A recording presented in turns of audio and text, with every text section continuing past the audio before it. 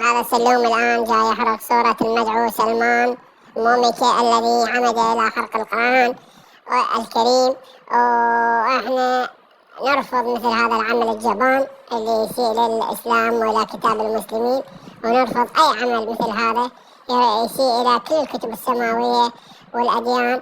وهذا عمل جبان وما راح يستفاد منه سلوان، ونقول له لازم تتراجع وتعتذر للمسلمين، أو أنت كشخص عراقي أو كشخص مسلم أو كشخص مسيحي المفروض أنت تهتدي وتتقي مثل هيك أعمال، تهتدي بالأكبر منك والأحسن منك، وأنت المفروض ما تسوي مثل هذا العمل. وهذا سلوم جاي يحرق صورته ويندد ويحمل الحكومة السويدية هذا العمل، ويقول لهم لازم تعتذرون الحكومات والدول المسلمة، وهذا العمل مرفوض.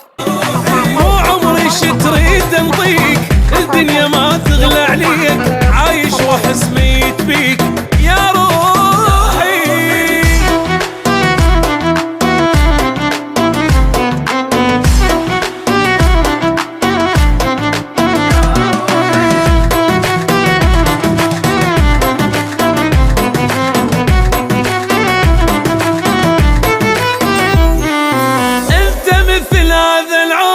ينهيني فرقاك، قد رحمة الله هالبشر هي كاني وياك.